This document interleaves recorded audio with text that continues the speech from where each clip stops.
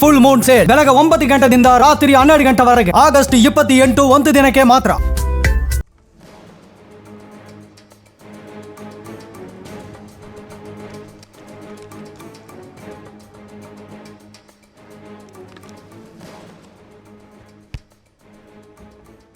ಇದ್ರ ಬಗ್ಗೆ ಹೆಚ್ಚಿನ ಮಾಹಿತಿ ನೀಡ್ತಾರೆ ನಮ್ಮ ಪ್ರತಿನಿಧಿ ಸಂತೋಷ್ ಲೈವ್ಗೆ ಜಾಯ್ನ್ ಆಗ್ತಿದ್ದಾರೆ.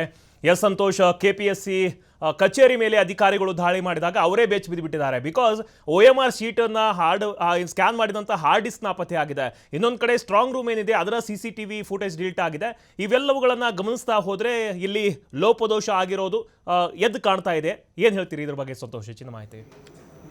ಖಂಡಿತವಾಗಿ ಮಲ್ಲಿಕಾರ್ಜುನ್, ಮೇಲ್ನೋಟಕ್ಕೆ ಈಗಾಗಲೇ KPSC ಅಕ್ರಮ ಏನು ನಡೀತಾ ಇದೆ, ಅಕ್ರಮಕ್ಕೆ ಸಂಬಂಧಪಟ್ಟ ಹಾಗೆ ಮೇಲ್ನೋಟಕ್ಕೆ ಸಾಬೀತಾಗ್ತಾ ಇರುವಂಥದ್ದು, ಅಂದರೆ ಅಲ್ಲಿ ಲೋಪಗಳು ಏನೆಲ್ಲ ಆಗಿದೆ ಅನ್ನೋದು ಗೊತ್ತಾಗ್ತಾ ಇರುವಂಥದ್ದು. ಒಂದೊಂದು ED ಅಧಿಕಾರಿಗಳು ಮತ್ತು CID ಅಧಿಕಾರಿಗಳು ಎರಡು ಪ್ರತ್ಯೇಕ ಪ್ರಕರಣಗಳನ್ನು ದಾಖಲು ಮಾಡಿಕೊಂಡು ತನಿಖೆ ನಡೆಸ್ತಾ ಇರುವಂಥದ್ದು. ತನಿಖೆ ನಡೆಸುವಂಥ ಸಂದರ್ಭದಲ್ಲಿ KPSCಯಲ್ಲಿ ಯಾವುದೇ ಪರೀಕ್ಷೆಗಳು ನಡೆದರೂ ಕೂಡ ಸರ್ಕಾರದ ವತಿಯಿಂದ ಅದರದೇ ಆದ ಒಂದಿಷ್ಟು ಪ್ರಕ್ರಿಯೆಗಳಿರುತ್ತೆ.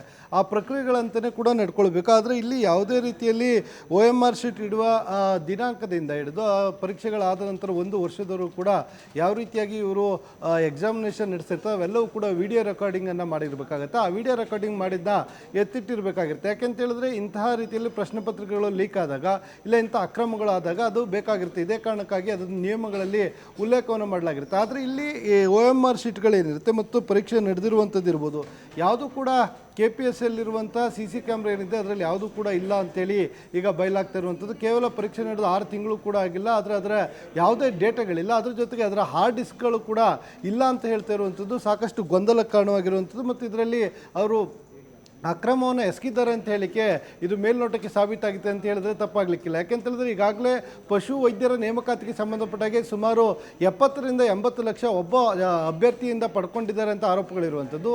ಇದಕ್ಕೆ ಸಂಬಂಧಪಟ್ಟಾಗೆ ಪರೀಕ್ಷಾ ಕಂಟ್ರೋಲರ್ ಯಾರಿರ್ತಾನೆ, ಎಕ್ಸಾಮ್ ಕಂಟ್ರೋಲರ್ ಜ್ಞಾನೇಂದ್ರ ಕುಮಾರ್, ಆತ ಕೂಡ ಒಂದು ಕಡೆ ನಾಪತ್ತೆ ಆಗಿರುವಂಥದ್ದು. ಮತ್ತೊಂದು ಕಡೆ ED ಅಧಿಕಾರಿಗಳು ದಾಳಿ ನಡೆಸ್ತಾ ಇರುವಂಥದ್ದು.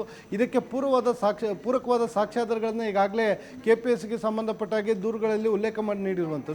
ಇವೆಲ್ಲವನ್ನು ನೋಡಿದಂಥ ಸಂದರ್ಭದಲ್ಲಿ KPSCಯಲ್ಲಿ ಸಾಕಷ್ಟು ಅಕ್ರಮ ನಡೆದಿದೆ ಅನ್ನೋದು ಮೇಲ್ನೋಟಕ್ಕೆ ಪ್ರಿಲಿಮಿನರಿಯಾಗಿ ಗೊತ್ತಾಗ್ತಾ ಇರುವಂಥದ್ದು. ಆದರೆ ಪೊಲೀಸರ ತನಿಖಾ ನಂತರವಷ್ಟೇ ಅಫಿಷಿಯಲ್ ಆಗಿ ಯಾರೆಲ್ಲ ಇದರಲ್ಲಿ ಭಾಗಿಯಾಗಿದ್ದಾರೆ, ಎಷ್ಟು ಜನ ಅಕ್ರಮವಾಗಿ ಇದರಲ್ಲಿ ನೇಮಕಾತಿಯನ್ನು ಹೊಂದಿರ್ತಾರೆ, ಕೇವಲ ಪಶು ವೈದ್ಯರ ನೇಮಕಾತಿಯಲ್ಲಿ ಮಾತ್ರ ಇಷ್ಟೇ ಆಗಿದೆ, ಇಲ್ಲ ಬೇರೆ ಇತರ ಪರೀಕ್ಷೆಗಳಲ್ಲೂ ಕೂಡ ಈ ರೀತಿಯಾಗಿ ಅಕ್ರಮಗಳಾಗಿದೆಯಾ ಅನ್ನೋದು ಪೊಲೀಸರ ತನಿಖೆಯಿಂದ ಗೊತ್ತಾಗಬೇಕಾಗುತ್ತೆ. ಸದ್ಯ CID ಅಧಿಕಾರಿಗಳು ನಿನ್ನೆ KPSC ಕಚೇರಿ ಮೇಲೆ ದಾಳಿಯನ್ನು ನಡೆಸಿ ತನಿಖೆಯನ್ನು ಮಾಡಿದಂಥ ಸಂದರ್ಭದಲ್ಲಿ ಅಲ್ಲಿರಬೇಕಾದಂಥ CCTVಗಳಿರ್ಬೋದು, ಹಾರ್ಡ್ ಡಿಸ್ಕ್ಗಳಿರ್ಬೋದು, ಯಾವುದೂ ಕೂಡ ಇಲ್ಲ ಅಂತ ಹೇಳ್ತಿರುವಂಥದ್ದು ಮತ್ತು ನಾಪತ್ತೆ ಆಗಿರುವಂಥದ್ದು ಈಗ ಸಾಕಷ್ಟು ಅನುಮಾನಕ್ಕೆ ಎಡೆ ಮಾಡಿಕೊಟ್ಟಿರುವಂಥದ್ದು. ಹೀಗಾಗಿ ಇದಕ್ಕೆ ಸಂಬಂಧಪಟ್ಟ ಅಂದರೆ ಆಯಾ ಡಿಪಾರ್ಟ್ಮೆಂಟ್ಗಳೇನಿರುತ್ತೆ, ವಿಭಾಗಗಳು ಈ ಎಕ್ಸಾಮಿನೇಷನ್ ಮಾಡಿದಂಥ ಸಂದರ್ಭದಲ್ಲಿ ಎಕ್ಸಾಮಿನೇಷನ್ ಕಂಟ್ರೋಲ್ ಆಗಿದ್ದಂಥದ್ದು ಜ್ಞಾನೇಂದ್ರ ಕುಮಾರ್, ಆತ ಈಗಾಗಲೇ ಪರಾರಿ ಆಗಿರುವಂಥದ್ದು. ಆತನನ್ನು ಬಿಟ್ಟು ಉಳಿದಂತೆ ಇರುವಂಥ ಅಧಿಕಾರಿಗಳ ಬಳಿ ಕೂಡ ಮಾಹಿತಿಯನ್ನು ಕೇಳ್ತಾ ಇರುವಂಥದ್ದು. ಪರೀಕ್ಷಾ ಪ್ರಕ್ರಿಯೆಗಳೇನು ನಡೆದಿರುತ್ತೆ ಆ ಪ್ರಕ್ರಿಯೆಗಳಿಗೆ ಸಂಬಂಧಪಟ್ಟ ಹಾಗೆ ನೀವು ಇಟ್ಟಿರುವಂತಹ ದಾಖಲೆಗಳೇನಿರುತ್ತೆ ಆ ಎಲ್ಲ ದಾಖಲೆಗಳನ್ನು ಅಧಿಕಾರಿಗಳ ಮುಂದೆ ಕೊಡಬೇಕು ಅಂತ. ಆದರೆ ನಿನ್ನೆ ದಿಢೀರ್ ದಾಳಿ ಮಾಡಿ ಅವರು CID ಕಚೇರಿಯಲ್ಲಿ CC ಕ್ಯಾಮ್ರಾ ಮತ್ತು ಹಾರ್ಡ್ ಡಿಸ್ಕ್ಗಳನ್ನು ಪರಿಶೀಲನೆ ಮಾಡಿದಾಗ CC ಕ್ಯಾಮ್ರಾ ಫುಟೇಜ್ಗಳು ಕೂಡ ಇಲ್ಲ, ಹಾರ್ಡ್ ಡಿಸ್ಕ್ಗಳು ಕೂಡ ಅಲ್ಲಿ ಇಲ್ಲ ಅಂತ ಗೊತ್ತಾಗಿರುವಂಥದ್ದು. ಹೀಗಾಗಿ KPSCಯಲ್ಲಿ ಮೊದಲ ಬಾರಿಗೆ ಅಂದರೆ ಪ್ರಿಲಿಮಿನರಿ ಆಗಿ ಇವರು ಅಕ್ರಮವನ್ನು ಎಸಗಿರುವಂಥದ್ದು ಸದ್ಯ ಬೆಳಕಿಗೆ ಬಂದಿರುವಂಥದ್ದು. ಮಲ್ಲಿಕಾರ್ಜುನ್, ಥ್ಯಾಂಕ್ ಯು ಸಂತೋಷ್ ತಮ್ಮೆಲ್ಲ ಮಾಹಿತಿಗಾಗಿ.